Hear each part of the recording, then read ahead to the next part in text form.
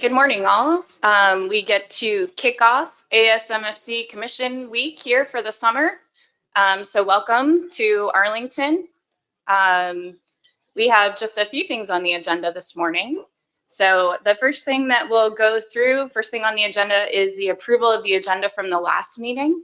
Oh, sorry about that. Tony has one thing before we get started that I forgot about. Apologies. We have had a request for staff to provide the list of commissioners that are on the webinar before the start of each board meeting, and I'm going to do my best to do this.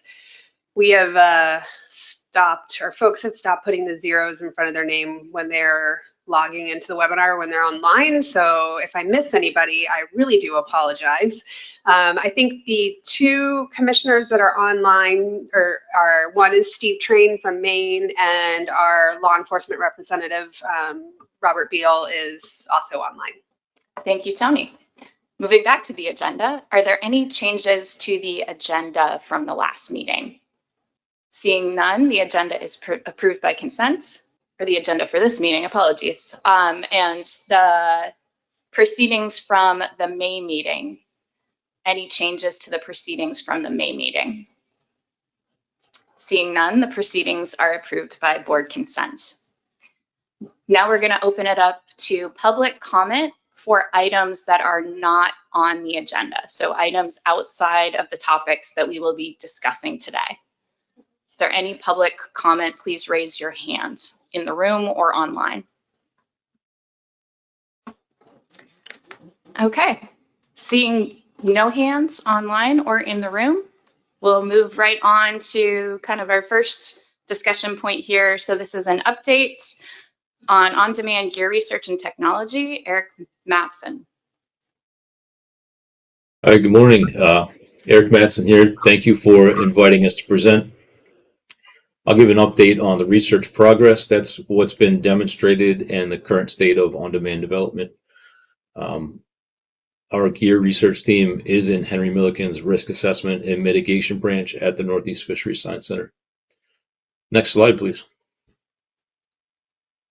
So the goal of this project is to investigate options for when specific tools are needed to fish where buoy lines are restricted. And we do that by working closely with fishermen to test the gear in their fishing operations. And we facilitate getting the feedback and data from the fishermen to the manufacturers and engineers so they can make improvements. And then we provide the policy and decision makers the insight learned from the trials and the data. Next slide.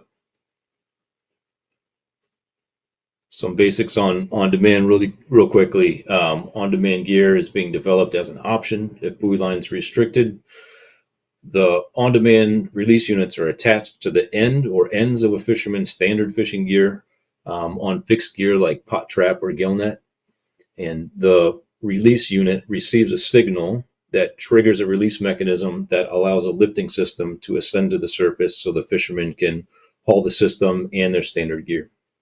And last thing is the on-demand gear is fished with fewer or no surface buoys, so other ocean users, other boats need to detect or see the subsurface gear. Part of the presentation will be about that. Next slide, please. All right, for the release gear, there are three main styles. We see the pop-up style where the recovery line is stored in a cage or a bag. Next is the inflatable lift bag that uses compressed air to bring the gear to the surface. And last one is the buoyant spool, and those float above a trap or an anchor, and then they unspool up to the surface when they're triggered. With all the acoustic release designs, there's a topside system that controls the underwater units, and some of those have been relatively simple with a deck box and a dunking transducer where you could enter a code and send a release command for that unit. But more common now is a tablet or a mobile device running an application, sending a signal through a hull-mounted transducer, and those apps can also report the set location of the gear to a cloud to be shared with other users who are in proximity to that gear. And so there is rapid development happening on the gear marking front, and we're seeing chart plotter-based deck systems are being demonstrated, and that makes the operation and user experience more familiar. Next slide, please. So Megan and Miko on our team made all of these colorful diagrams in this presentation, and they help visualize the situation here. And this one shows the individual fixed gear fishing boats communicating with and controlling their release units using unique ID commands for their underwater releases. And that uses the device manufacturer's proprietary acoustics. And that's what this shows. And it's possible that enforcement would need access to those unique ID commands too. And this is the demonstrated underwater component. Next slide, please. And this represents the topside component above the water. And this shows how we're currently demonstrating real-time or near real-time data sharing, cloud-based data sharing. So in order to be aware of and locate gear that's set without service buoys, the on-demand system users, like you saw in the last image, they use digital gear marks, and they share those marks with neighboring vessels in near real time. And in this scenario, the gear location sharing is being accomplished using a cloud database. And for demonstration, we're using a cloud hosted by Earth Ranger to demonstrate this. And we use it to conduct the research and the experimental fishery, which we'll get into. So right now, the vessels partnering with us need real-time and reliable internet connectivity, and we outfit those boats with Starlink. Next slide, please. This is a summary of the current state of the project. So we're partnered with over 70 boats in the research right now. 20 of those boats are mobile gear fishing boats using scallop dredge and trawl gears. The majority of fixed gear boats are using pot trap trawls or lobster and crab, but also other pot trap gear like fish trap or conch pot, and some gill net too. So these partner boats are fishing out of 5 states in the region: Maine, New Hampshire, Massachusetts, Rhode Island, and Maryland. And to support those fishing partners, the Gear Lending Library manages about 700 on-demand releases and auxiliary gear that represent 10 brands and many models within those brands. So those partner fishermen have accomplished over 14,500 on-demand hauls to date since 2020, and over half of that data was just collected recently in 2024 and 2025. So while we're doing this, the research trawls are configured in the open season as hybrid trawls, and that's with one traditional buoy line and one acoustic release, and that's when the training and prototype testing and real experimentation happens. But then during the Atlantic large whale take reduction plans, vertical line restricted areas from February to May, in the areas you see outlined on the chart, those are off of Massachusetts and Rhode Island. The most experienced fishermen using the most proven release systems access those areas using only on-demand systems and no buoy lines to operate, and we call this the experimental fishery. This is probably a good place to mention we're doing this work in the coordination and support of states and other state research programs, particularly Maine and Massachusetts, in terms of sharing best practices and knowledge and skills and permits, protocols, things like that. But we're also coordinating with researchers and fishermen in the Southeast and West Coast efforts and in Canada. All right, so this slide shows a summary of all the trials since 2020. And this is just a snapshot of overall progress. Again, this includes the training and prototype testing during the open season and the experimental fishery. So we record a complete haul when the gear is set and hauled as intended using the on-demand system, and an incomplete haul covers all situations where the fishermen aren't able to haul the gear as expected. But in those situations, the gear was recovered by hauling the buoyed end or by grappling. So want to be clear, incomplete hauls don't result in gear loss, but we have had gear loss for many reasons, including typical line chafing, storm damage, and some gear conflicts with fixed and mobile gears. And it's still a somewhat rare occurrence. Since 2020, only 28 release units were lost over 15,000 sets, and that makes it fewer than 1 in 500 hauls that gear was lost. Some of those units were recovered at a later date by searching with the acoustics and grappling, and we've even hired divers to get a few. So those incomplete hulls are coded into categories, and the most frequent category that we see for incomplete is mechanical, and that's because of line snarls. And that's a good thing because we do have control over that. So we're improving techniques and adding devices to keep the line organized while it's on the seafloor. And we're beginning to see results from those efforts. The development and innovation is ongoing, and some of the improvements may not show up in this data, like improved user experience. Typically, fishermen suggested ideas that make a system safer, faster, more intuitive, or more hands-off. And the last thing I'll say on this slide, I want to specifically mention the experimental fishery again. Boats access the South Island and Mass Restricted Area and vertical line restricted areas with a 95% success over 493 hulls. Next slide, please. So this is an update on digital gear marking and technology advances. So like you saw on slide 6 in the image, the manufacturer applications are controlling the release units. Those are sending the data to a cloud and sharing the combined data back down to the user's tablets, but it's also made visible on viewing platforms like the free Earth Ranger buoy app pictured at the bottom and the latest version of Time Zero chart plotting software. So you can see the upper left image showing Time Zero chart plotter and 2 tablets running the Subsea Sonics app and the EdgeTech Trap Tracker app, and they're all showing gear marked and the trawl orientations using those devices during the experimental fishery when no buoys were set. So the gear positions here are currently visible to all users within a 5-mile radius. You can see the picture at the bottom of the Earth Ranger buoy app, and that's a distance that was felt to mimic a visible buoy on radar, but that's all just programming and can be adapted if more privacy or more awareness distance is needed.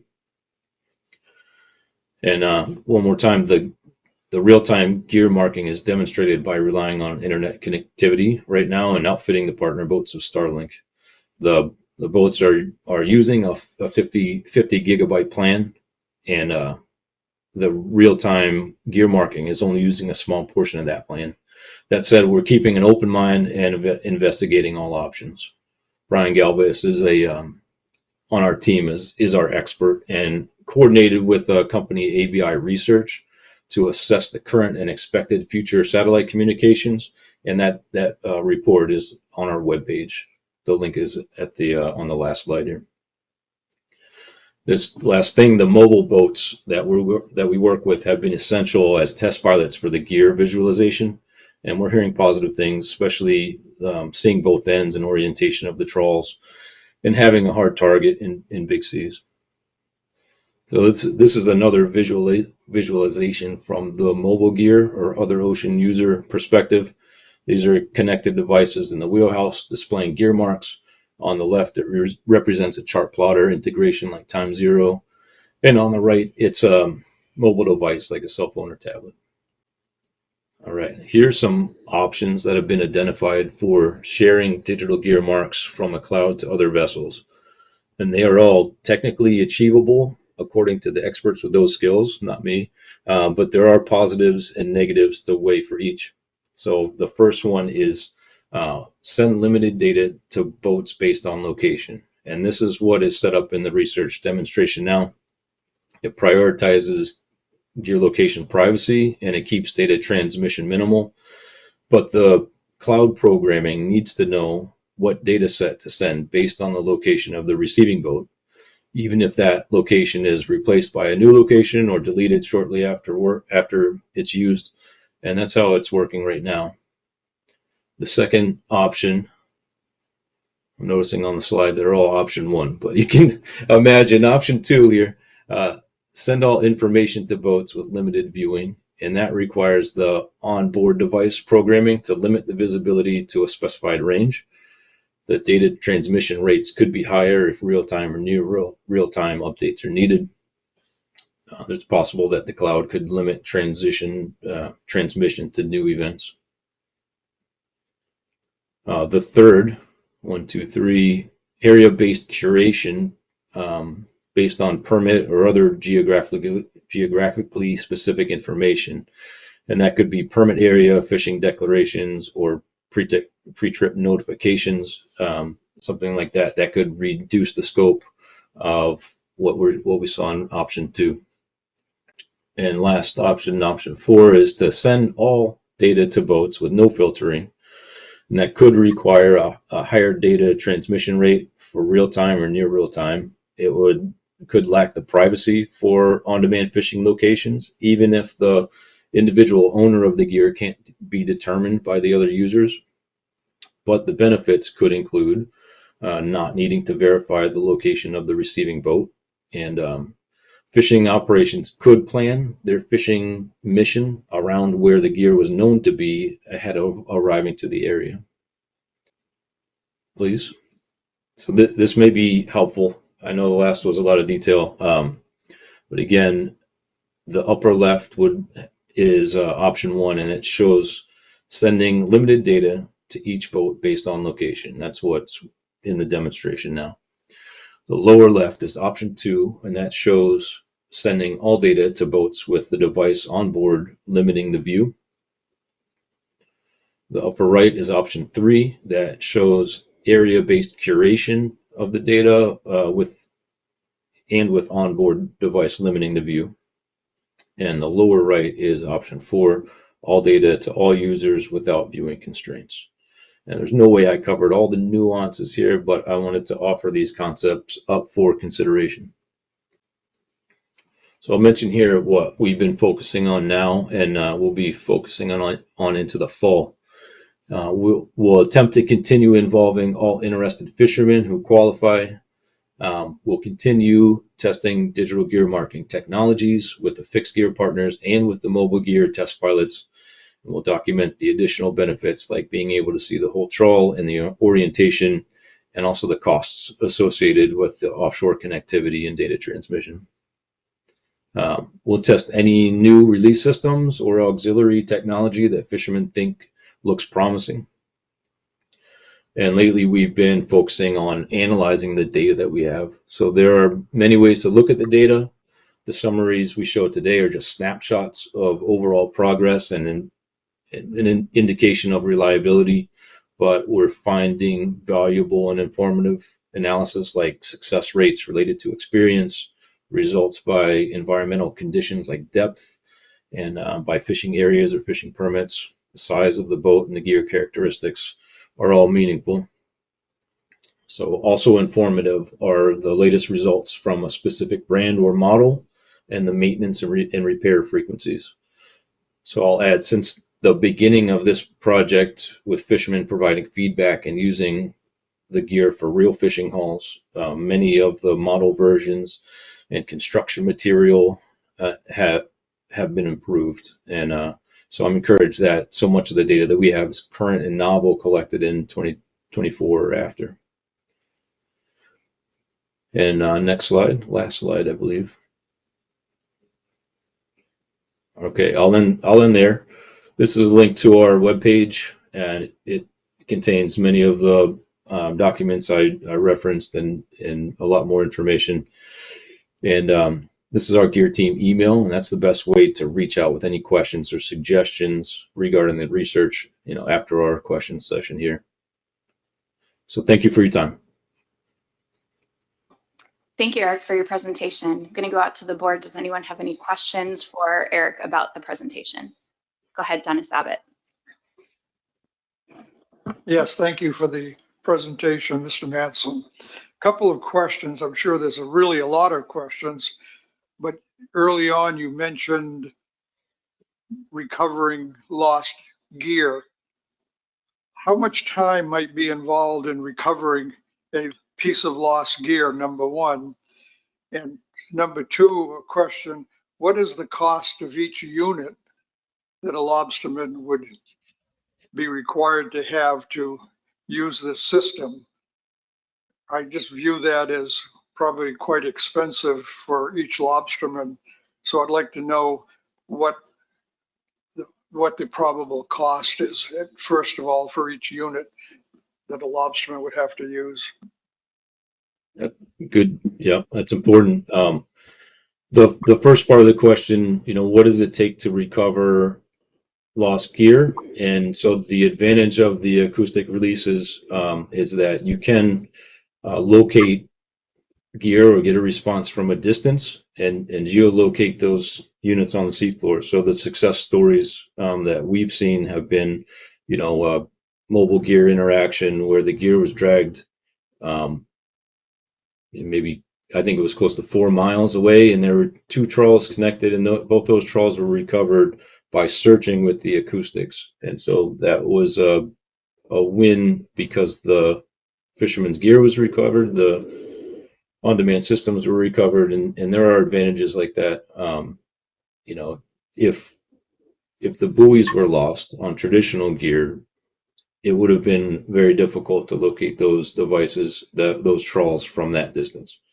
The fisherman was very happy. And as far as the cost, that's an important consideration. And we're, researching the gear at most cost ranges right now, keeping an open mind to the possibilities of the reliability for a wide range of boats and environments, and the user experience that might come with a more expensive system. But we're paying research and development costs at this stage. So, with the intention there to incur those costs so they aren't passed on to the fishing industry, and the costs are likely to change. So we'll contribute the data that we have for the lifespan of the release and the time they spend in the water each year towards analysis on that. But we're beginning to see fishermen owning gear in Canada and the West Coast and now the state of Massachusetts that could indicate which devices they're choosing.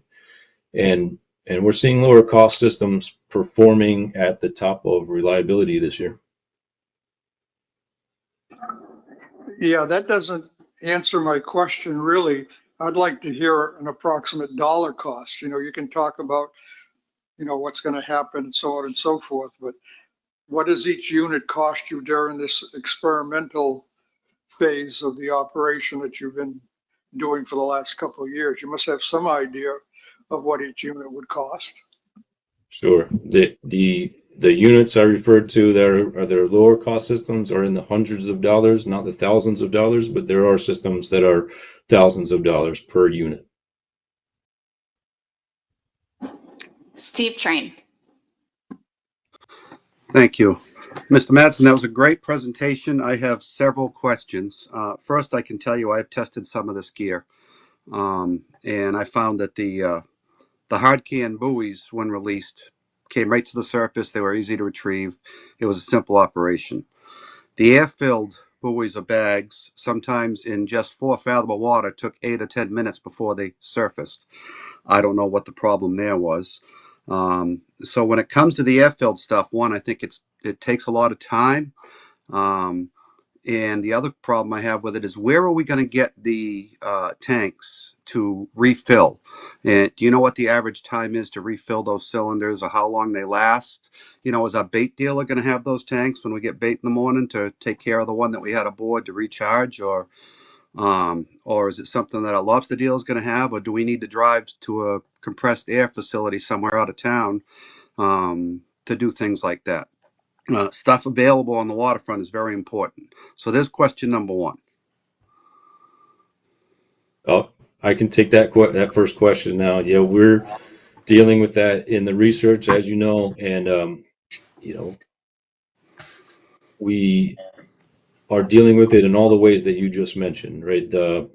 It's a challenge to keep these tanks filled on occasion. Many of the systems, like the smelt system, you can get a month or more of hauls during certain times of the year in fishing practices, but still, the best way that we found out to support these compressed air systems is to have a compressor, either one that a harbor can use and share, or for the offshore boats that we're working with, we've even put an electric compressor on board so they can always have a supply of tanks ready to go to keep fishing. Okay, thank you. My next question is about this cloud access. You talked about 4 options in your one of your slide, the data sharing slide. But once this gets to a cloud, it's vulnerable to any type of hacking that goes on. I mean, we can't even keep our bank accounts safe and credit cards safe. So with this cloud system, if the vessels can only access where that gear is when they're within 5 miles of it, that makes sense to me. I would think law enforcement would have to access it to check things from before they leave, and so would NOAA if they need a closure in an area or something. But if once you have that access window, it seems like a lot of people could get in. How do we preserve privacy on where we're fishing? I mean, as it is now, we fish buoys, but you can't sit home and find out where I put that gear. That's a good point. And those are all decision points that are going to have to be discussed and made. You know, we're looking at options. I'm not an expert on security. You know, what we've heard from Earth Ranger right now, who's hosting the cloud, is that they've put restrictions on there. So if somebody is able to spoof a location, they can't do it more than once, because if they search around, they'll see that the location of the devices has gone too far too fast. Anyway, there's ways that they can put restrictions on there, but those are all, everything that you mentioned are still decision points that need to be addressed as we continue. Okay, thank you. I think they need to be answered before we get too much further. My final question is, would mobile gear vessels be mandated to have this aboard before we start fishing without buoys? Because unless every single one of them that might be in that area has that on board to see where the gear is, it's going to be a bloodbath. Yeah, again, a decision point up for discussion. We're keeping an open mind right now, but just conducting the research, we're in a middle ground right now where we're supporting an experimental fishery and asking for attention for vessels to see the gear that is set. So it needs resolution. I appreciate your time and your answers. Thank you. Yeah, thank you. Next up, I have Representative Gresko and then Carl Wilson. Thank you. What's the learning curve for the individuals that are participating in this? How difficult is it to learn the technology as we go forward? It might be results that are promising right now, but if it's going to take a long time to learn the technology, then I might not want to do it.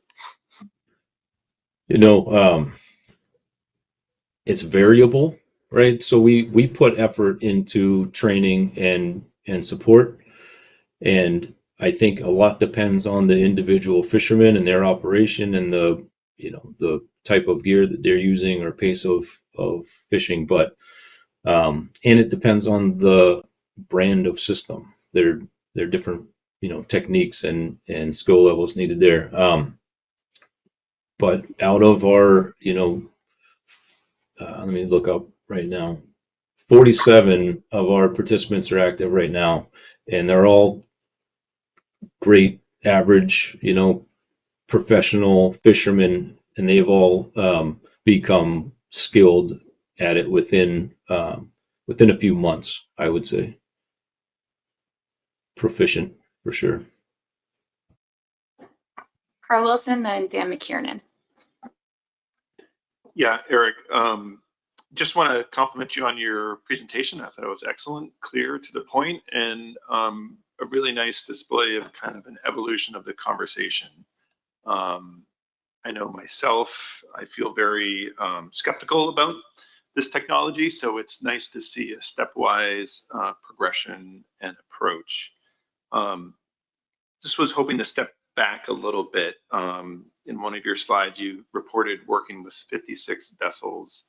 If we look at the kind of the broader picture, how many vessels would be impacted or are impacted by the current areas? And a range is fine. I'm not looking for an exact number. I'm just trying to look at the scope or the scale.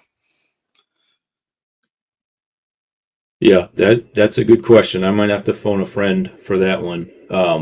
Allie, who is coming up next, may be able to better handle that question. I don't have a good idea, unfortunately, at the moment of like what percentage of fishermen that we're working with are affected by. So what percentage of fishermen we're covering that compared to the total population of fishermen affected. Yeah, and understanding that we won't, get to 100%, but I'm just trying to understand the kind of the scope of participation in the gear technology work and then the scope of the problem at hand. But I can ask Ali at the next presentation too. Cool. If I can follow up on that, Madam Chair. The second question is kind of building on what Mr. Abbott asked around the cost per unit. And I'd really be interested in each manufacturer's cost per unit over time. And if we're starting to see a burn-in period where costs are starting to come down. So thank you. Thank you. The compliment means a lot coming from you. I wanted to leave space for Allie if she can better answer the question, but I'll end there. Ellie's working on that, and she has our next presentation, so we'll circle back to that, Carl. Okay, Dan, do you mind if I jump? I had a question on this specific slide, so just opportunistically here, skip the line. Eric, my question on this slide, you have up in the table on the top successful and unsuccessful hauls, and then on the bottom you define completed and incompleted hauls. Is there a relationship between those two? I'm just trying to make sure that I understand what's being depicted here. Yeah, that's a good point. You can use those terms interchangeably. One thing that we found with successful and unsuccessful is many people were assuming that an unsuccessful haul resulted in a lost trawl, and that wasn't the case. So we're trying to, put on the face of it, fix that assumption. Thank you very much, and thanks for letting me skip the line. Dan, to you, and then we have Emerson Hasbrook. Thank you, Madam Chair. So for my questions, I just want to introduce three terms, and they were terms used by the large whale take reduction team, and they are inshore, nearshore, and offshore. And the reason I bring this up is we know that the lobster vessel trackers, which this board approved for the lobster fishery, uses inexpensive cellular technology, and the data is collected as the vessel is traveling, and we can tell from the speed of the vessel, we infer where those trawls are being set. So my question is, and anyway, when the vessel is out of range, in other words, when it goes from an inch, I'm going to use these terms, inshore to a near shore location, out of cell phone range, the beauty of that technology is the data is simply stored and then it's uploaded when the vessel comes back into cell range. Presumably for a day boat lobster trip, it would be the end of the day. So Eric, my question is it your view that the cellular technology is not optimal because the gear conflicts that could occur before the data is uploaded? We're finding the cellular, the confidence in cellular coverage is unpredictable. So even in a certain location where you could see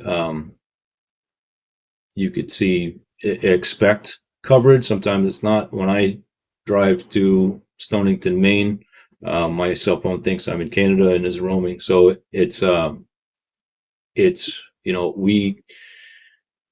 we don't find, we do have vessels that conduct the research using cellular coverage. We don't put Starlink on all the vessels that are ones near shore, but I cannot reliably predict which areas fishermen who are out there using their cell phones know best. But even so, some days it will work well, some days it does not.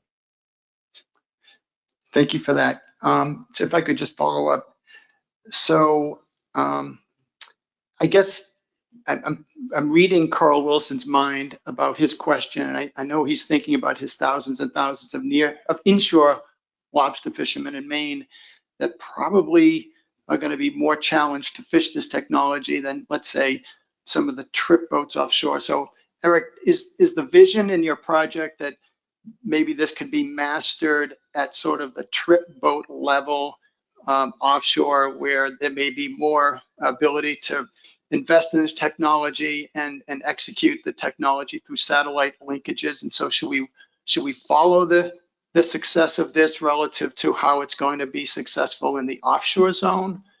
Because I think the nearshore zone, even though I know that's where a lot of your work has taken place for testing for good reason, it's close to shore, you can get quick results. Is that where you're heading with this next?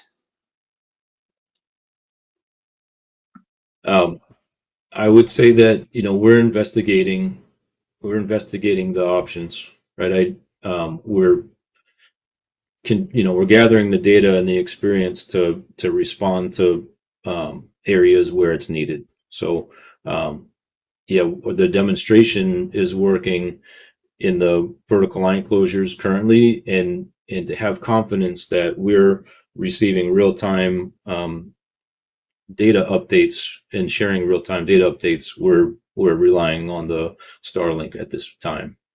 I was looking at most of our partner vessels have a LMA1 permit, and 3 are LMA1 state only. 12 are in LMA2, so 5 are in LMA3. So we've got a decent coverage of vessels in the different lobster management areas, and for the most part, the ones that are accessing the experimental fishery, we feel, in federal waters, we feel that the Starlink gives us the confidence to have that buoyless gear out there. Thanks, Eric. Good job. Thanks, Dan. Emerson and then Doug Grout. Thank you, Madam Chair, and thank you, Eric, for your presentation. Very informative. I have 2 questions. The first is, are there any catch efficiency studies taking place to compare the catch of on-demand gear compared to traps with traditional rope and marking? That's my first question. We have not looked at CPUE for our research trials. We have collected catch in certain instances. State of Massachusetts asked us to collect that, and we did collect that in some of the experimental fishery. We could look at that, but we're assuming, and the fishermen haven't indicated that there's any difference in catch between a trawl that is hauled by on-demand gear or a standard trawl. Thank you. My second question is, if I'm understanding the technology and the process here correctly, mobile gear vessels can only access the information on where the on-demand gear is. They have to have Starlink or cell or some other internet service in order to know where that on-demand gear is. Is that correct? At this point, that's correct. We're open to other options, including Iridium and things like that. But right now, what we have access to that works is Starlink at this point. Thank you. Doug Grout. Yeah, thank you, Eric.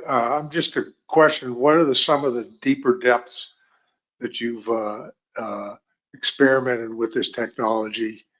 And have you run into any depth constraints on how deep it will work?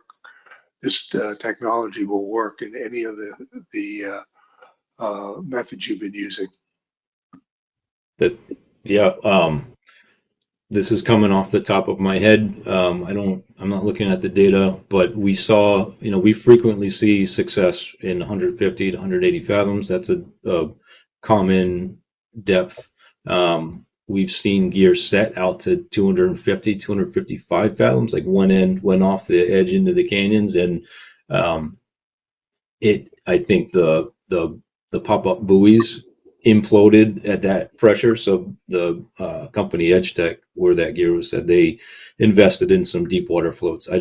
We don't commonly see sets out to that deep, but I would say, 180 fathoms is common. Probably 200 fathoms is very deep. Carl Wilson. Hey, Eric, another crack at the apple here. One of the things that's most encouraging to me is the development around the apps, whether it be the Trap Tracker or Time Zero, especially Time Zero, and that's in a lot of the wheelhouses along the coast of Maine, and as a technology that fishermen are using on an everyday basis. As I understand it, in order to log the location of the trawls, do they have to be manually entered by the fisherman, or is there a sensor in the trap that says I've just been thrown overboard? Right. So right now, the majority of the gear that we're using, especially in the experimental fishery, is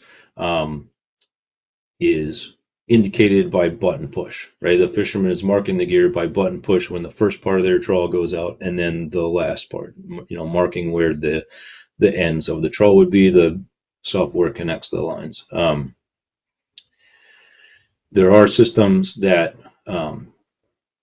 detect the gear acoustically as it's going down to the bottom and can report an automatic set or even a geolocation on the seafloor, and that's great. And we're also looking, Brian and other groups are looking at ways to remove that button push, whether that's a Bluetooth connection that gets severed or a sensor or whatnot. That's one point that we're trying to accomplish. We know it would be better to have hands off, no button push, but we're looking at reliable ways to achieve that. Thank you. Dennis, go ahead. Yes, thank you. Carl took a second bite at the apple, so I will also. Another question in my mind is this acoustic gear added to existing lobster traps, or are you going to have a new lobster trap built to accommodate this gear? And if so, how would that affect an individual lobsterman that's setting lobster traps? Would he be able to haul as many lobster traps out to sea and back, or does this handicap him in any way? Yeah, most of the release units that we're working with right now are standalone. You attach those to the end of your standard gear. So the fishermen aren't buying new gear for this. They're just using the gear that they would fish traditionally. There are some units, we have a few of them in our library that are also fishing traps. So that's an advantage in that you aren't adding length or adding gear, and you still get to catch in that trap. But they seem to have good results as far as reliability. Some fishermen feel like having an electronic component in a trap may reduce the catch. We haven't looked closely at that. We don't have enough data to know, but those are preferred by some fishermen.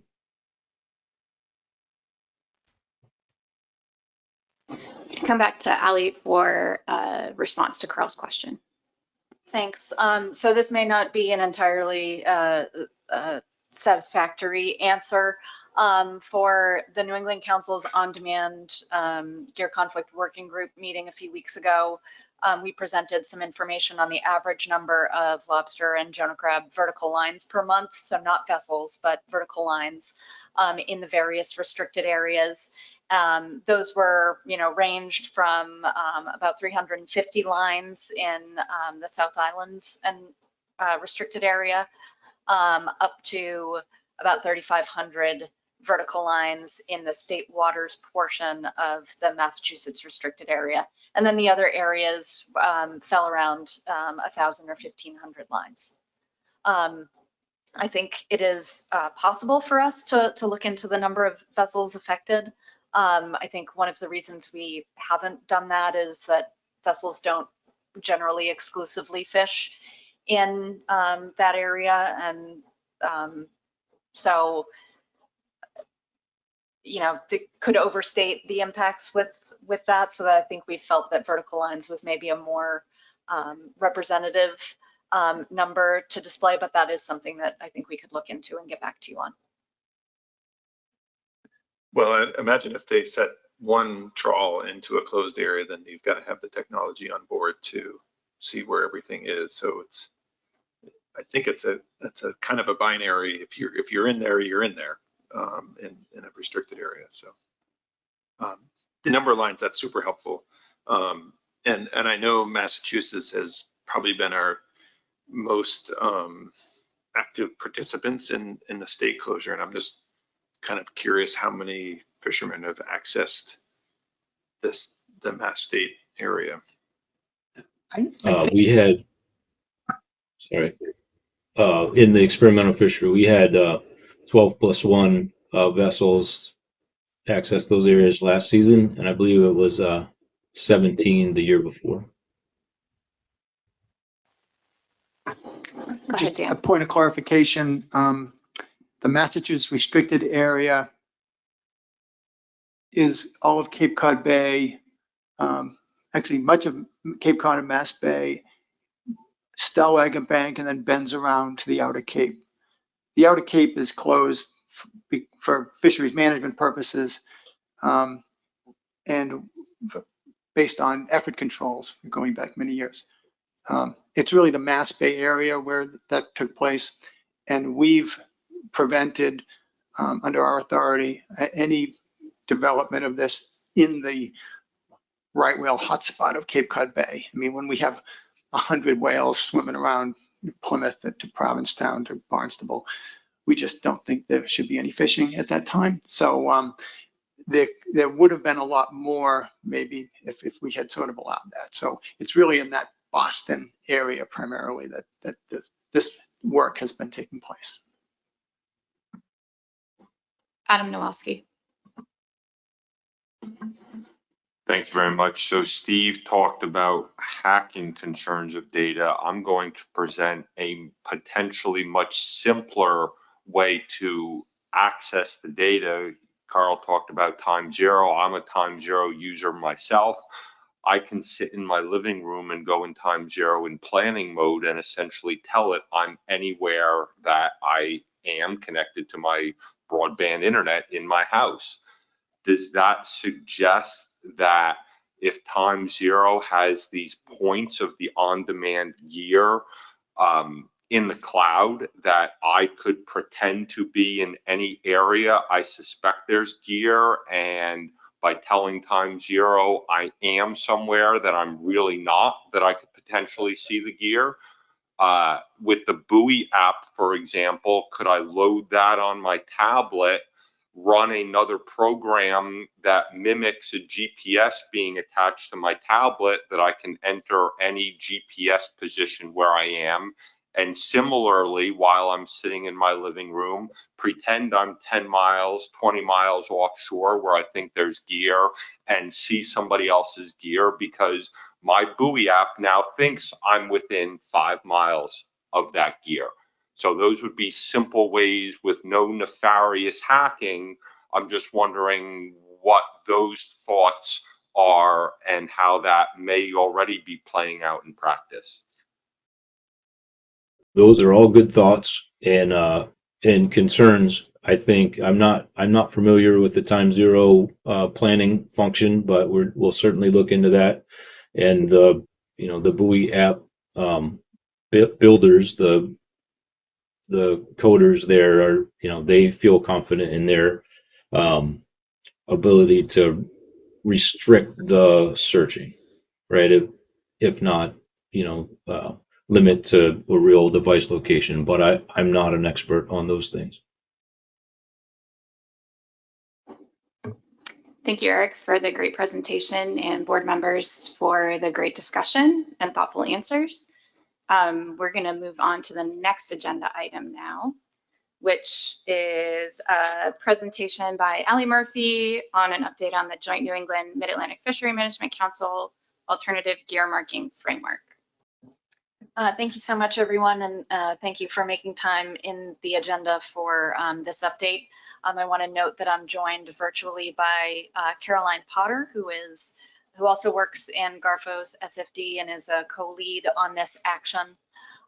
This is a little bit unique in that Garfo Sustainable Fisheries Division staff are leading this action, but it is proceeding through the council's typical process, other than us kind of writing the document and leading the plan development team, fishery management action team through their discussions.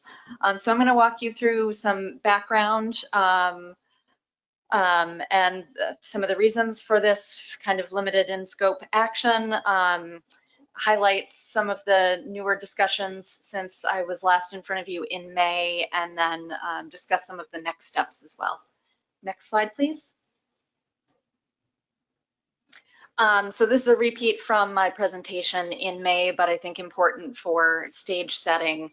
In 2021, NOAA Fisheries published a rulemaking by my protected resources colleagues that revised existing Atlantic large whale take reduction plan closed areas where fishing was prohibited and changed them to areas where vertical lines were restricted. And this rule also added a few new restricted areas. At the same time, our federal Magnuson-Stevens Act fishery management plans and associated regulations and the federal lobster regulations require that fixed gear fishery participants use buoys, pennants, and or radar reflectors to mark their gear. Thus, because of our fishery regulations, these restricted areas still operate as fishery closures. Next slide, please. Again, because several council managed fishery management plans have these surface gear marking requirements, the councils are considering an action allowing the use of fixed gears without markers, without surface markers, and potentially some other requirements. And I'll go into more details in the following slides. In addition, the councils may provide guidance on what the regional administrator could or should consider when approving alternatively marked gear, as well as some information on the approval process. After the councils take final action, we would undertake a rulemaking to modify the gear marking regulations in accordance with what the councils recommend, as well as provide additional details on what that approval process for alternatively marked gear would look like, and define functional equivalence. And our hope is to use the council's recommendations and resulting rulemaking to also modify the federal lobster regulations consistently, and use that same rulemaking for efficiency's sake as well. Next slide, please. So with this action, we're trying to take a first step toward making on-demand gear a potential solution for the fishing industry that is subject to these fishery closures, or areas that function as fishery closures. This action is narrow in scope and only attempts to reconcile the regulatory disconnect between our take reduction plan regulations and our fishery gear marking regulations. And our intention is to maintain the existing surface gear marking requirement regulations, but make allowances for the use of approved alternatively marked functionally equivalent alternatives. Next slide, please. So getting into some of the details of the alternatives in the document, this first set of alternatives contemplates when and where alternatively marked gear could be approved. This includes a no action alternative. And from there, there's a range of time and area alternatives, which might be better displayed in the next slide that shows these. Yeah, thanks. The next option would allow alternatively marked gear everywhere in federal waters. The next alternative 1C would be spatially and temporally limited to the federal waters portions of the take reduction plan restricted areas. And then the final option would be spatially limited to the take reduction plan restricted areas, but year round. And I'll note, as Dan pointed out, the Outer Cape Cod area has a seasonal closure in the lobster regulations. So that overlaps with the take reduction plan. So that would not apply. Fishing would not be allowed in 1C. And in 1D, we've left that Outer Cape area in there, but fishing would not be allowed because of the lobster management closure. But in this alternative, potentially on-demand gear or alternatively marked gear could be used the rest of the year. Next slide, please.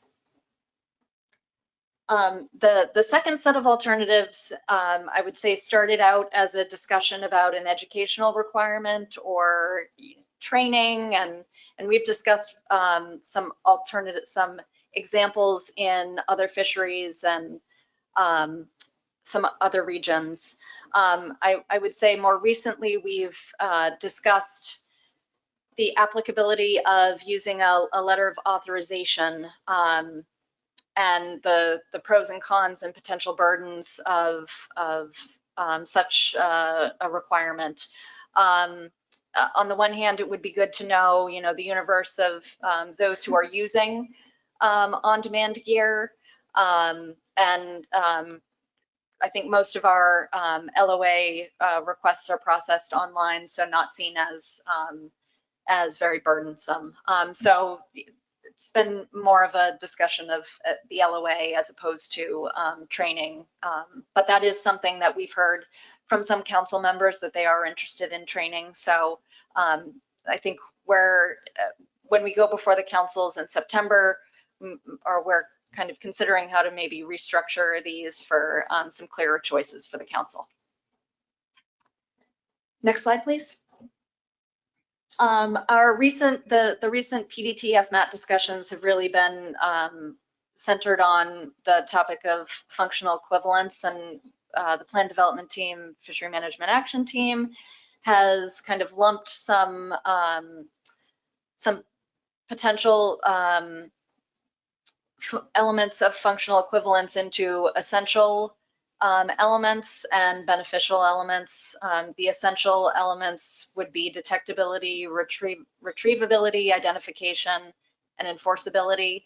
And we've had discussions about placing viewing distance, set direction, and timing more in the beneficial elements categories. I think with viewing distance, the discussion has centered around depending on weather conditions and time of day, and how well your radar is working, the viewing distance might be quite variable. So setting a specific number we felt that was not maybe the right approach. Set direction, we've certainly heard from some industry that that's a really important thing to know. At the same time, I don't think, and the technology, I think if you recall back to Eric's presentation, the viewing technology, the apps, currently can kind of show a line between the two digital marks of the ends of trap trawls. But this isn't something that currently exists in the water. You don't actually see a line between buoys or high flyers right now. So again, we've lumped that into the beneficial elements category. Timing, we've also had a lot of discussion on, and I think we've lumped that one as right now a beneficial element, only because there could be some fisheries where gear density is very low and potential conflict is very low, and so requiring real-time data for everybody might not make the most sense at this point in time. So these are all things that the PDTF MAT is still discussing, and we welcome additional feedback and expertise on the topic of functional equivalence. Next slide, please. So just a quick timeline of where we are. Right now, the plan is for the New England Council. We're here in August. The plan is for the New England Council to take final action at their meeting in September. The Mid-Atlantic Council would take final action in October. And then I hope to be back in front of you all in later in October to provide an update on decisions that the councils have made. If that all takes place according to plan, we'd undertake rulemaking in 2026. And then just wanted to note that even after that rulemaking, gear marking, alternative gear markings would need to be approved for use. So it's not like in 2026, we'd expect to see gear in the water. We'd still need to go through that approval process. Next slide, please. So finally, just some next steps and opportunities for input. I put a link to the Science Center's research and testing page there. If there are any industry who are interested in contributing to the ongoing research and development of these technologies, I think our Science Center has a process to apply. There are also several other exempted fishing permits that are also testing various aspects of on-demand gear that industry could get involved in.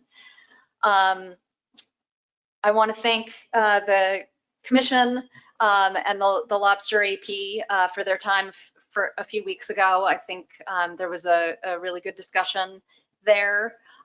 We also intend to talk to the Council APs in the coming weeks for their input on this action, and plan to talk to the New England Council's on-demand working group at their August meeting to solicit additional feedback and hear their potential recommendations. Again, fall council meetings for final action, and then rulemaking, where we will also accept comment on this action, functional equivalence, and the approval process. We're also starting to get into discussions on data standards and governance.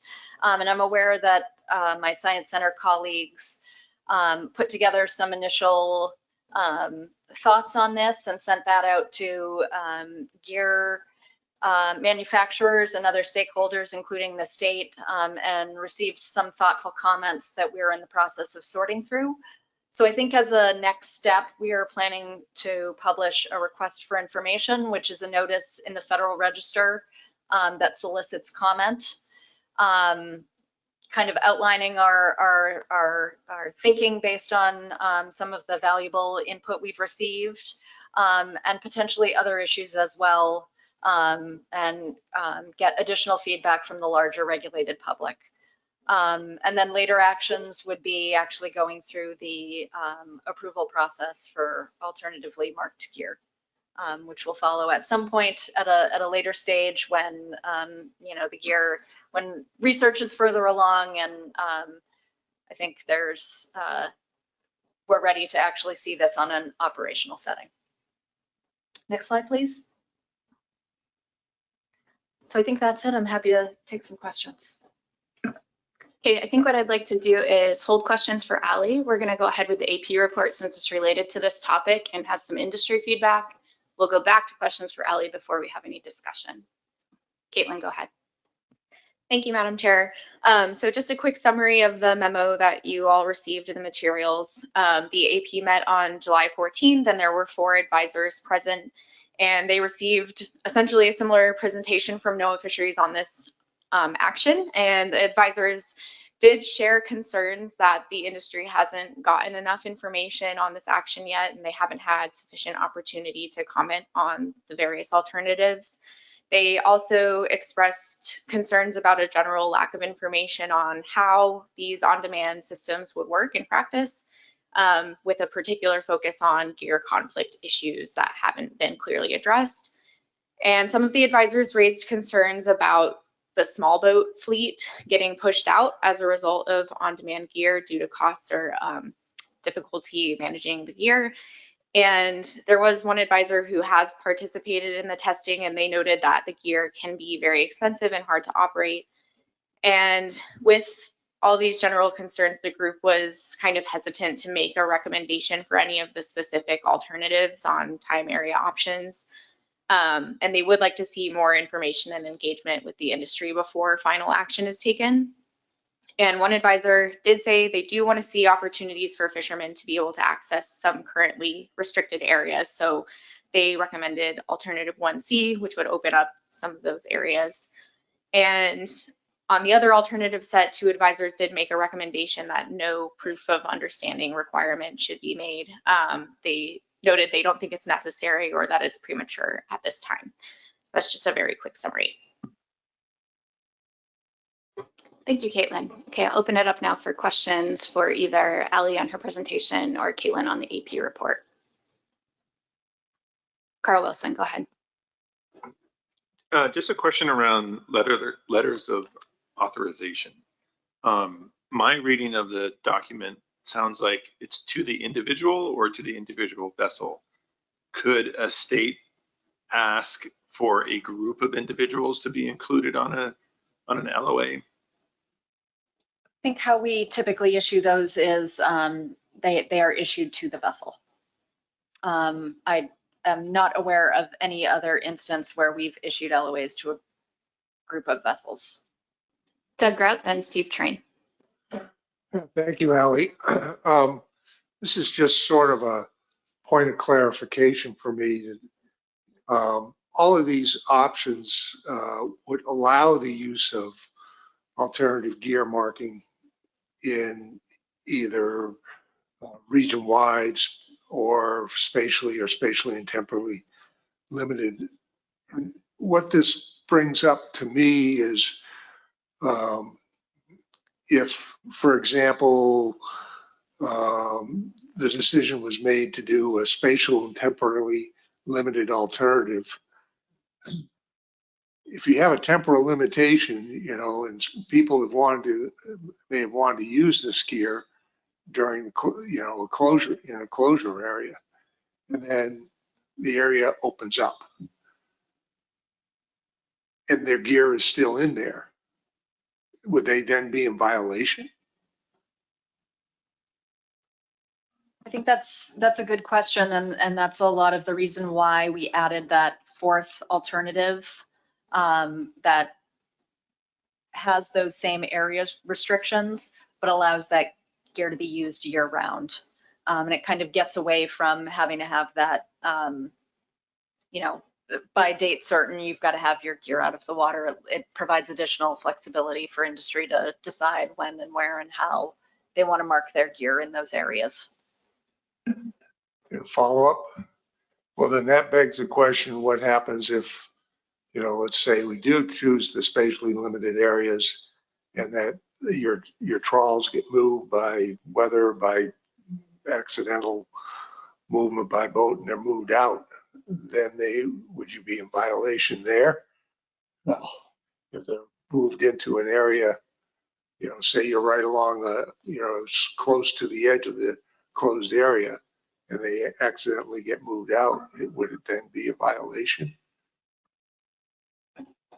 I certainly don't want to speak on behalf of enforcement because I am more on the policy side of things, but I would have to imagine that common sense would prevail here. And if, you know, you're setting your gear correctly and appropriately, and by no fault of your own, it is moved into a different space.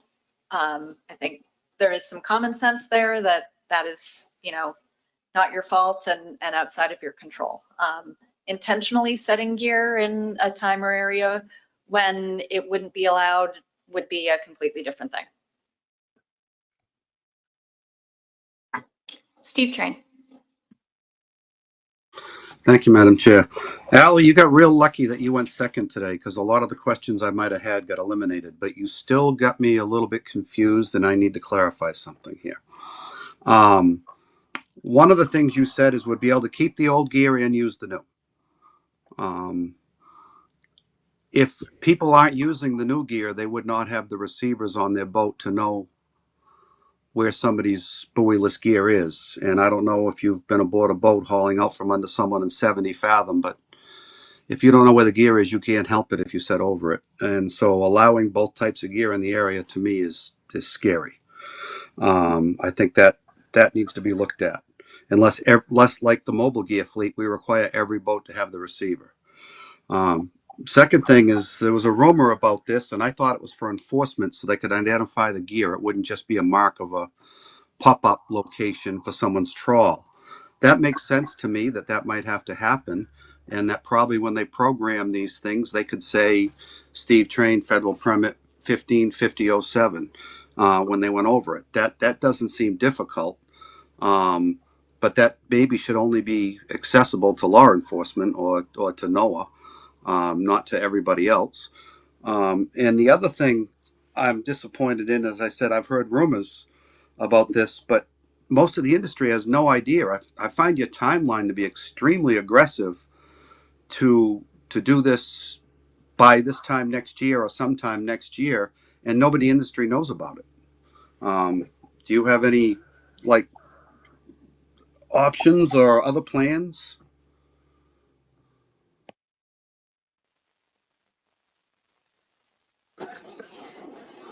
Thanks, Steve. Good, you know, good comments and good feedback on this action. I mean, the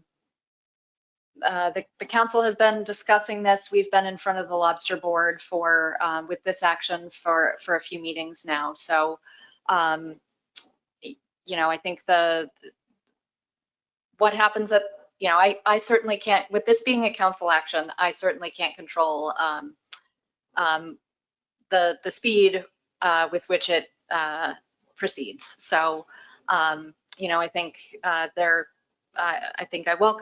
we welcome board discussion here on next steps, and the timeline is in the council's hands, and decision making will be in the council's hands at next meetings. Thank you. Any other questions for Ally before we move on to discussion? John Clark, go ahead. Thank you, Madam Chair. Thank you, Ally. I'm just, if this has come up before, I'm sorry to bring it up, but it seems like this is geared toward these closed areas, but it is the take reduction plan, right? So it's including all federal waters, Mid-Atlantic and New England. Is the idea, if it works in these closed areas, that this would be something that would be encouraged for other fisheries, you know, such as off of the Mid-Atlantic sea bass pots and things like that? And if so, and the fact that it's including Atlantic states here, is the encouragement eventually for state waters also? Thanks, good question. You know, I think some of this is dependent on which options the councils take. You know, I think there are pros and cons to all of them. If the councils do move forward with choosing the spatially or temporally limited areas, yes, then there would need to be additional action to consider alternatively marked gear in areas outside. So in areas in New England as well as the Mid-Atlantic. And then I think it would be up to the states to determine what to do in state waters as well. Carl Wilson? I'm, if it's okay with the chair, I'm prepared to move forward with a motion regarding this. I don't know if there's any more discussion. Let me just make sure, no other questions from the board. I didn't see any other hands. Yeah, I think we're ready to move on with discussion. So go ahead, Carl, kick us off. Okay, I'd like to make a motion here. Madam Chair, is it customary that I just read this whole book in?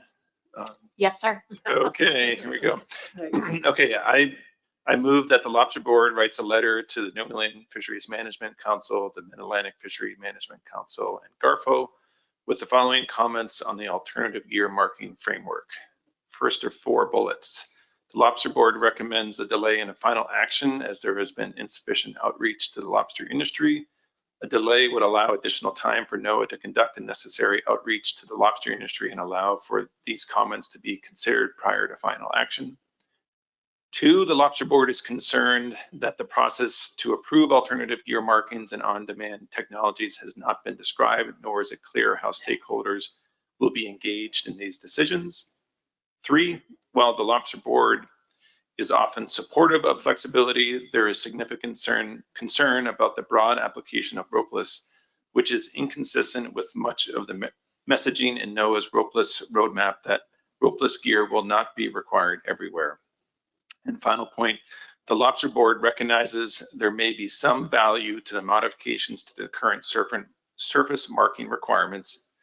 In other words, radar reflector requirements, ability to drop in line, etc. However, the potential application of ropeless gear everywhere is significantly increases the breadth of impacted fishermen, establishes intermixing of traditional and ropeless fixed gear, and does not provide clarity to enforcement on where ropeless gear could be encountered. Thank you. Motion by Carl Wilson. Do we have a second? Jason McNamee.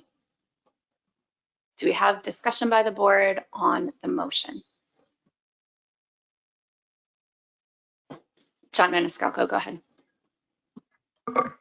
Thank you, Madam Chair. I feel it would be appropriate for us to include outreach to mobile gear users as well in point 1. Thanks. Carl and Jason, are you both okay with that? As a friendly? I saw some head nodding. Yes. Yep. Okay.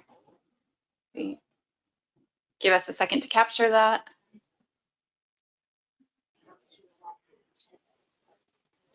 I will say as an aside though on this, Sean, is that the mobile gear industry is a regular attender of the council meetings. So I think that was why this was specifically stated to the lobster industry.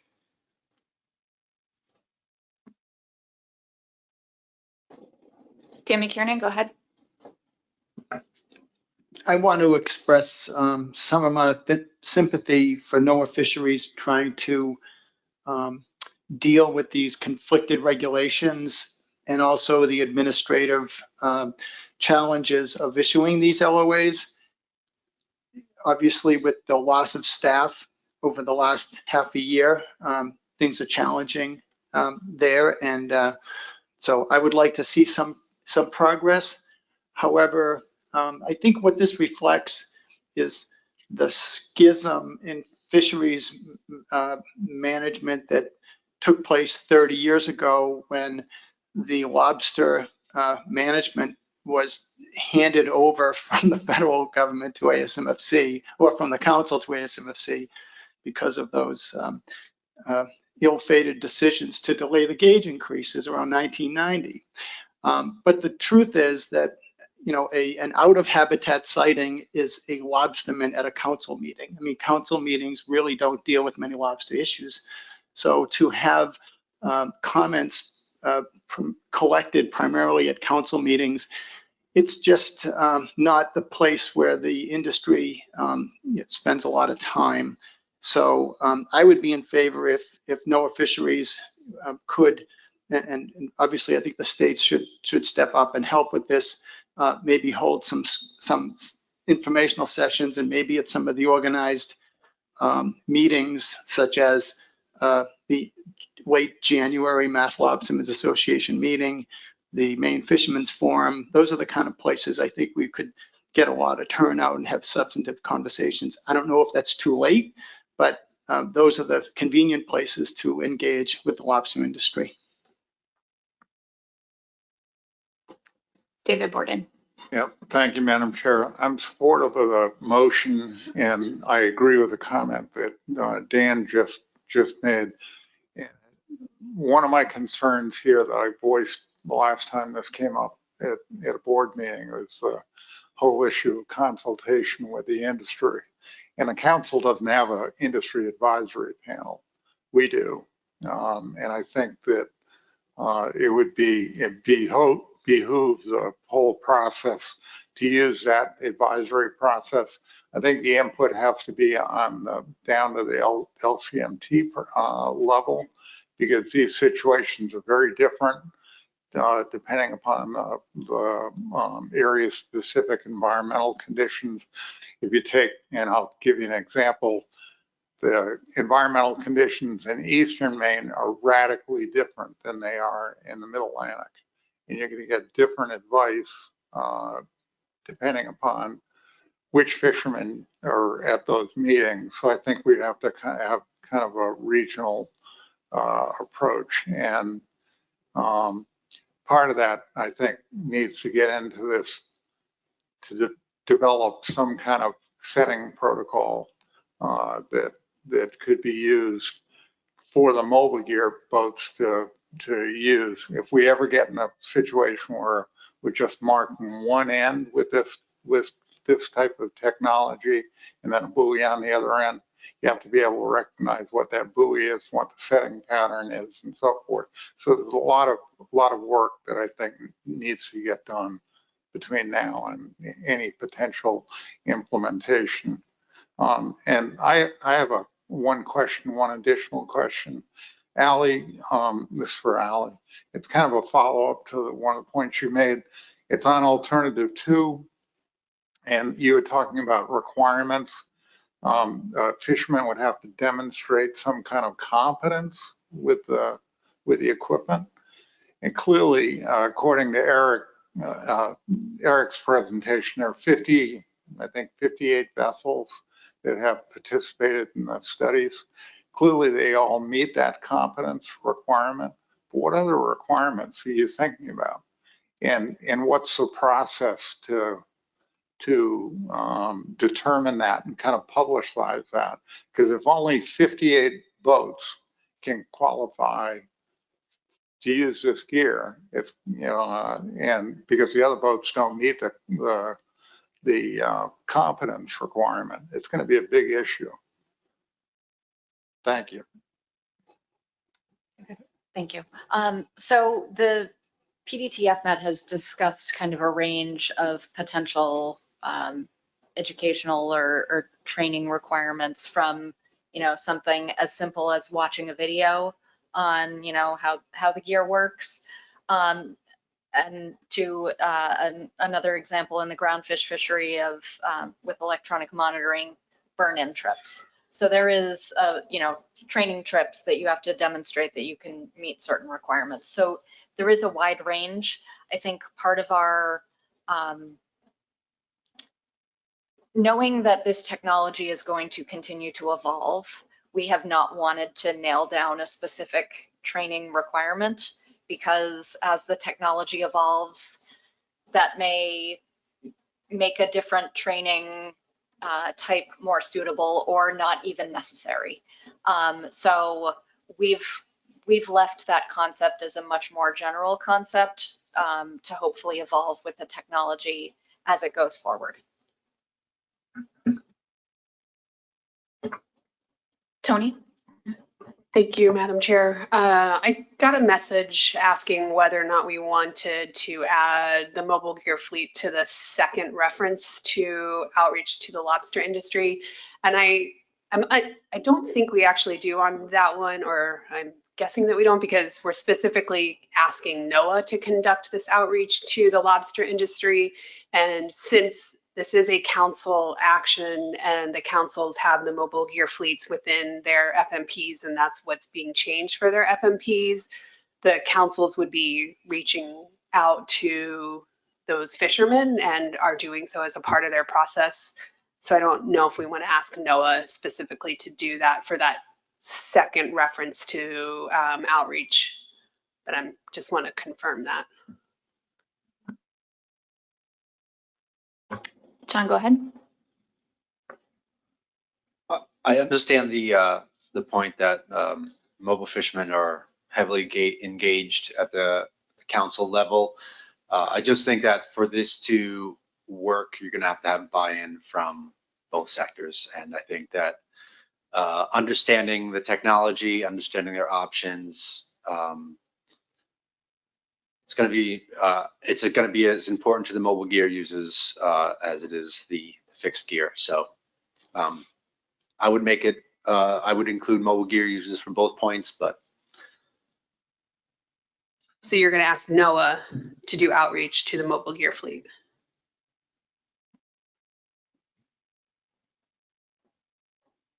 I mean, as part of the regular council process, fine. I think it's a mistake to not include them in the letter. We would include it in the letter.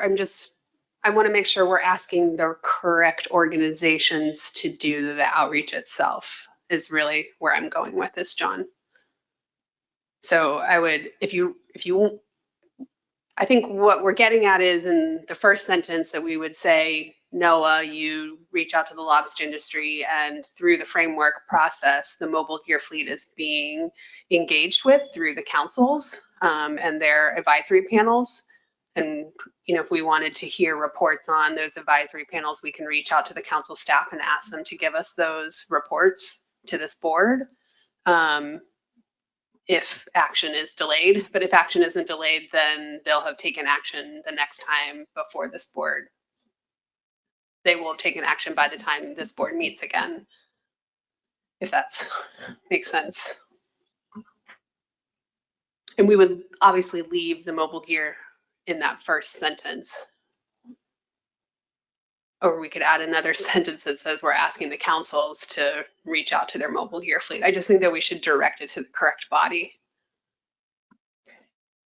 Mike Pentney, go ahead.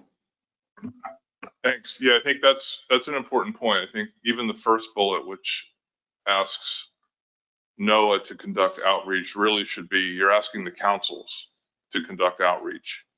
They may turn around and ask us to do it on their behalf, but this is a council action, normally led by council staff, council committee members, council APs doing the outreach. We are effectively staffing this for the councils. We're not taking this on as a secretarial action. So if the councils, so you're asking the councils to delay, you're asking the councils to do more outreach before they take final action. If the councils agree to do more outreach, they may ask us to work with them to conduct that outreach, but it really should be the councils. Now for the mobile gear fleet, the council, New England Council established the on-demand gear working group specifically to engage with and conduct outreach with the mobile gear fleet primarily through before this action was initiated. And so the New England Council's on-demand gear working group, which has representatives from the Mid-Atlantic Council, was expressly designed to meet that function and perform that function. They've been engaging with mobile gear fleet. They have non-council member fishermen on the working group to look at this issue more broadly than just the regulatory proposal that's here before you. So just a couple of comments and reaction, if I could, Madam Chair, just and since I have the floor. Throughout the development of this, there's been a kind of a chicken and egg problem. And I think some of the comments that Mr. Borden made highlight that. When we talk about the idea of the environmental conditions and the implications for fishermen in eastern Maine versus the mid-Atlantic off Maryland, I agree, those are very different. And I think when we engage with fishermen or think about those implications, the question is, well, where is this going to be used? Where would this gear be used? And, so one of the options one of the things we're trying to resolve with this framework adjustment is, where would the gear be allowed? And if the most restrictive option is selected, which is that the gear would only be authorized to be used, would only be available for use within those within those time and area gear restricted areas, then the implications to fishermen fishing off of Maryland are irrelevant, because the gear would never be there. Down East Maine fishermen would not have the opportunity to use this gear either. So it helps narrow the scope of the issues that we need to resolve before we actually implement this. And so this chicken and egg problem, I think, is going to persist until the councils make some decisions about where the gear would be available for use. Where and when would the gear be available for use? And if it's not available offshore, far offshore, then a lot of the questions from the offshore fleet, both mobile gear and lobstermen, go away. If it's only allowed inshore, then we can sort of narrow in on the technical issues that we need to resolve before this can get implemented. And again, just taking one big step back, there are a lot of questions and there are a lot of unanswered questions and issues to be resolved. The thing that we're trying to do with this framework adjustment, or the councils were trying to do with this framework adjustment, is simply to set up the regulatory framework to allow us to move forward and deal with that next step. Because right now, the regulatory conflict that Ali highlighted will persist, which means this gear is never going to be available for use until the councils take some sort of action to authorize it, other than using EFPs. And I can't say how long we're going to be able to continue to use EFPs as a way to let fishermen work with this gear. One of the comments I heard was, talked about, Dan McKiernan said, staffing reductions and other resource constraints that we have. And those EFPs are very resource intensive. And we might not be able to continue to support EFPs for years and years and years. So we need to move to another regulatory framework in order to allow us to move forward with the development of these technologies, moving forward. So I don't object to this motion. I understand where it's coming from. I agree that there's a lot of information that we can still develop and improve upon. I just want to make sure that it's clear what the Lobster Board, or who the Lobster Board is asking, and what they're asking them to do. Thanks.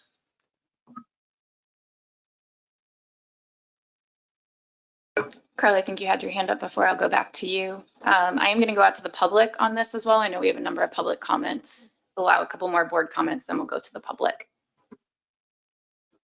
I'll take a pass for you. John, did you want to make a comment before we go?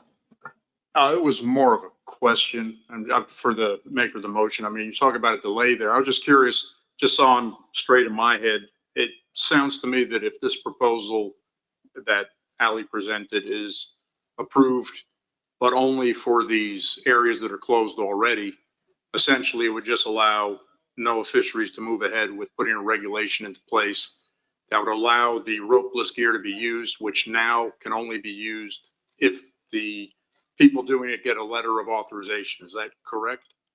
Like right now, they can only use the ropeless gear if. Close. Currently, to use on-demand gear, an exempted fishing permit is required. An exempted, okay. Yeah. But what this would do would make it so that if I had the gear and I wanted to fish in this closed area, then I could do so. Is that okay? And so how much of a delay would be needed then? I mean, if it was restricted to that specific case, is it really going to be that much of a change from the current situation?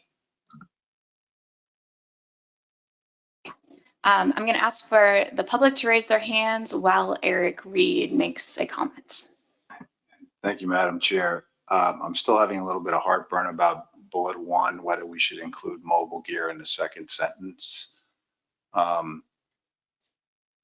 I mean, the mobile gears, it's critical to get involvement there. So I would suggest that the second sentence of bullet 1 say, a delay would allow additional time to conduct necessary outreach to industry and allow for these comments to be considered. That way you don't define who's doing it, but the letter is to Garfo, New England, and the Mid-Atlantic. And it would just put everybody on notice that they got to get a hold of their stakeholders. That would be my recommendation.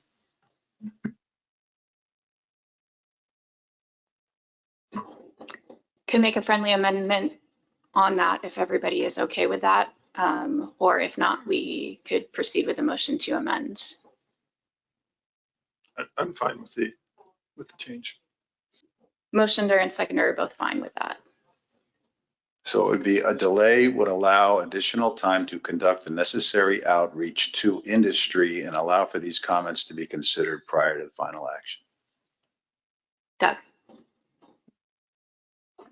Not to muddy the water, but we just wanted to suggest that maybe we identify who's to do the outreach in there, which would be the councils or NOAA, because that's what the letter's going to, the two councils and NOAA Fisheries. Playing wordsmithing here. Carl and Jason, how do you feel about that one? Tony, do you want to just say what?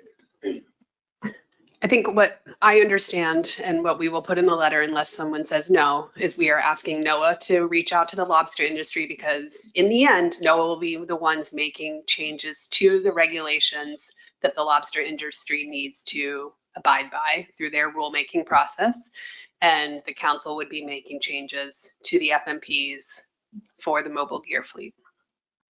While we ruminate on that for a moment, I'm going to go out to the public. Dustin Delano can come right up to the public mic. State your name for the record.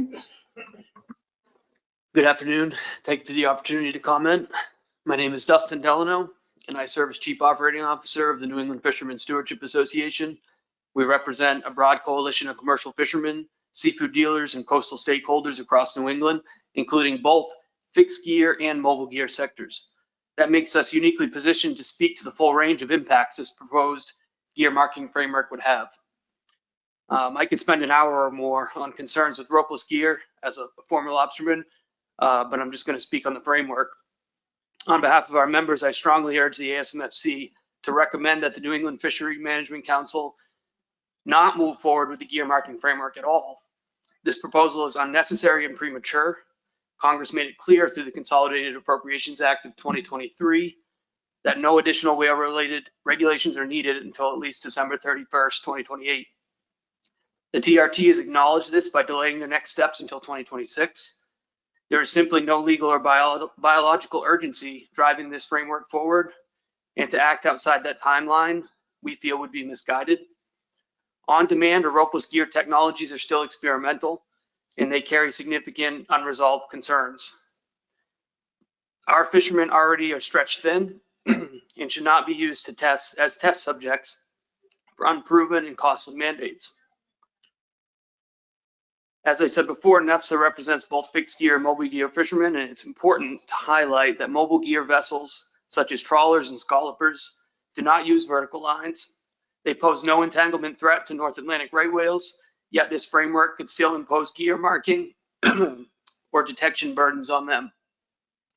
That's unacceptable. These fishermen are innocent bystanders in a ropeless gear debate, and they shouldn't be punished for a problem that they're not causing. In closing, we ask the Commission to tell the Council, at the very least, that this is not the time for this framework. But if the Council does move forward despite widespread industry opposition, the only acceptable path is Alternative 1A, which at least provides a more cautious and limited approach. And, we will do our part as well to let the lobster industry know that this framework is happening and to guide them to make comments. And we will certainly mobilize them in that fashion. But we urge you to stand with the fishing community to support a balanced science-based decision-making here. Thank you. Thanks for your comment. Patrice McCarron. Can you hear me? Loud and clear. Great. Patrice McCarron, I am the Executive Director of the Maine Lobstermen's Association. We sent a letter recommending no action on this on July 31st. I want to thank Commissioner Wilson for putting forward this motion. I think this does address all of the concerns that we have, so I'm comfortable supporting this. I also want to second Dan McKiernan's recommendation that outreach be conducted at the Mass Weekend and the Maine Fishermen's Forum, and also point out that the TRT has delayed action for years. There's plenty of time to do that. And then finally, I think Tony's spot on that NOAA should be the agency doing outreach for the lobster industry, since it's the federal lobster regulations that we are concerned about. Thank you. Thank you, Patrice. Go ahead. Thank you. My name is Tiffany Strout. This is my first time at the meeting, but I am a current representative from District 11 in the Western Washington County. And I am a mother of a first-time first-generation lobster fisherman. So I just wanted to come and talk a little bit about, I've followed this along, but I haven't seen much reports about the safety studies and impacts for hauling the gear, the weight, the lines, the ropes. So I was just curious if there is any studies of safety, if you're talking about that. And when I talk about with the mobile fleet, I know that we have draggers in our area and they use those buoys to know where not to drag. So if there's gear that they can't find markings and they put that dragger on the gear, that's probably not going to be the safest outcome for those boats. So I just wanted to voice my concern about the safety and see and hope that those studies are being conducted as well. Thank you. Thank you. Beth Cassoni. Beth, I think you could unmute yourself now. Hi, sorry about this. I'm on a boat right now. Beth Cassoni, Executive Director, Mass Lobstermen's. I'd like to agree with Patrice and Dustin's comments. We submitted a letter of comment via email, and we have great concern that law enforcement made a recommendation to not approve grappling as an alternative for on-demand gear. And we find that concerning and discriminatory, and we look forward to these meetings further down the road. Thank you. Thank you, Beth. Seeing no other hands, back to the board. Anyone have Tony, go ahead. Okay, Virginia Olson. Virginia, you need to unmute yourself. Sorry, I was having a problem with my computer. Thank you all for the presentations today. Thank you, Commissioner Wilson, on this motion. I would like to say that I agree with Dustin, Patrice, Beth, and Representative Strout. I do think this is too early to implement right now. We're talking about the lack of knowledge of what's happening with the lobstermen, and I just want to say that we've got GARFO, the Take Reduction Team, BOEM, NOAA, ASMFC, NEMFMC, zone councils, the legislature, our fisheries organization meetings.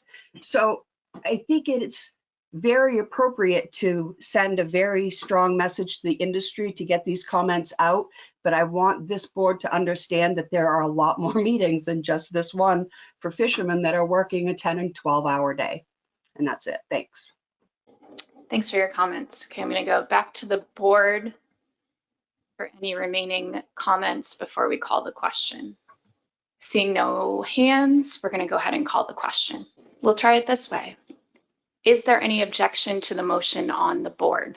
All right, seeing no objection, are there any abstentions? NOAA Fisheries abstains. This carries by unanimous consent. Thank you all. Okay, we're going to move on to the next topic, which is an update from Maine and New Hampshire on industry meetings. Since I have the mic, I'll go first. Ours is very brief. Between the last meeting and this one, we had one of our supervisory biologists meet with the lobster industry to do some education and outreach. It was a great meeting at Commercial Fishermen's Association meeting in New Hampshire. And he really kind of delved into the basics of the science and a lot of definitions, as well as fielded questions kind of about where we are, kind of what some of the management measures have looked like in the past when analyzed. Beyond that, we are in the process of working on a survey for the industry. It'll be similar but different to the state of Maine's, which I'm sure Carl will allude to in just a moment. And that is our update. So I'll kick it over to Carl, and then we'll ask for any questions for the two of us. Go ahead, Carl. Okay, thank you, Madam Chair. Okay, so Maine's update is following the May meeting. We concluded our second round of 7 zone council meetings, and the Lobster Advisory Council, just kind of the council of councils, formed a subcommittee on the industry survey. That survey was sent by the department in early July to 4,624 harvesters, including all students, apprentices, class 1, 2, and 3 licenses and that held a license in 2024 and were at least the age of 18.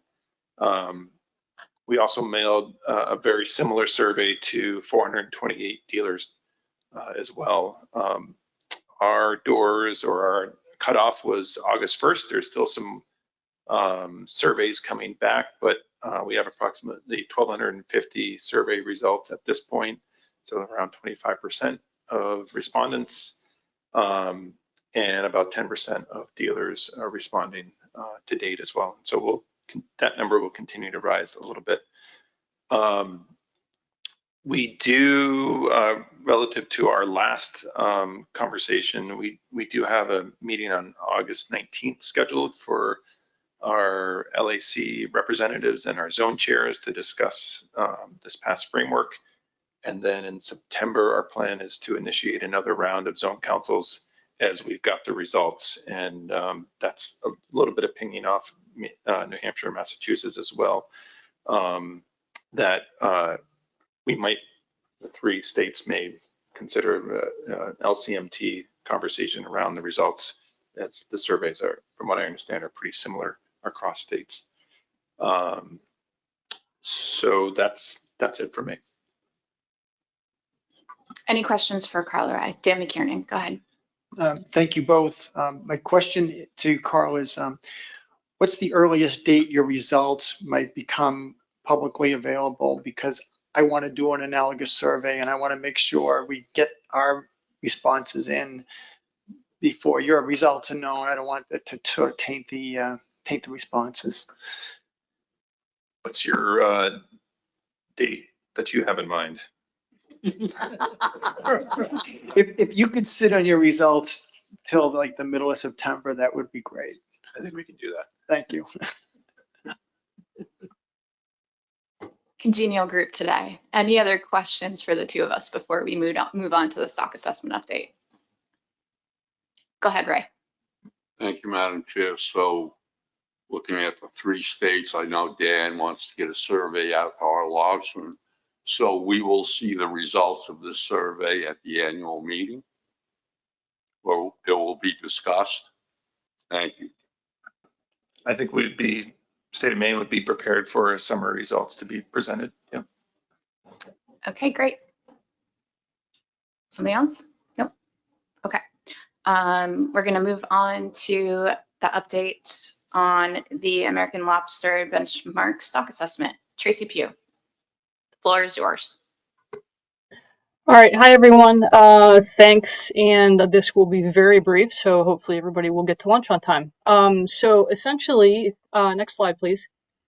The draft report is currently in the hands of the peer reviewers. So the report went out within the last day or so, and we are planning to have a preliminary sort of introductory phone call or webinar with the peer review panel later in August. Where we'll get a little bit of a heads up as to whether or not they have some major concerns that we need to address and sort of be ready to deal with during the actual workshop. The peer review workshop will be taking place September 2nd through the 5th. This is a Tuesday through a Friday, and it will take place in person in Woods Hole, Massachusetts. And essentially, after that peer review, the peer review panel will write up their report, provide it back to the SAS. We will address outstanding concerns, and we will present the final report as well as the peer review's report to the board at the October meeting.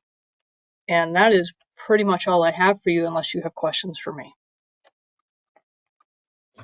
Thank you, Tracy. Any questions for Tracy on the stock assessment? Carl Wilson. Hi, Tracy. Thanks for the update. My question is, I think what's going to be the first question from industry as they hear the results of the assessment is that the data is already X number of months old. And I'm wondering if you're planning to update or do the annual update of survey indices in October as well, and really just trying to bridge from the terminal point of the assessment to where we are kind of current status quo with the resource. Yeah, good question. The terminal year of the assessment is 2023. In a number of cases, there will be data available and presented in the assessment through 2024. I think a number of the survey indices are actually updated through 24. The model results, though, the terminal year on the model is going to be 2023. We are not planning on doing the October update currently, just because we are sort of pressed for time, staff, and resources.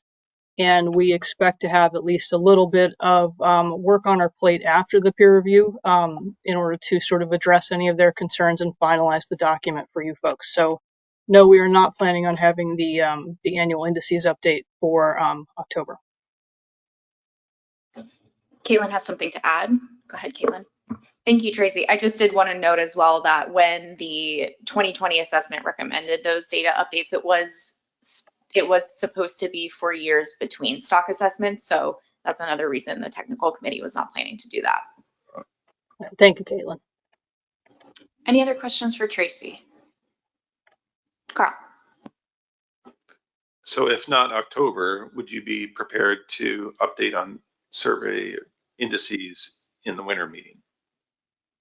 I would imagine we can probably do that. I will talk with the rest of the TC about that. As Caitlin noted, the purpose of those data updates is to keep the board informed in between assessment years. But at the same time, with my experience with this for a number of years at this point, we recognize that they will want to see another year's worth of data. So I would imagine we can probably make that happen. Thank you. Any other questions? Okay, with that, we have reached the end of our agenda. If no one has any objection to it, we are adjourned.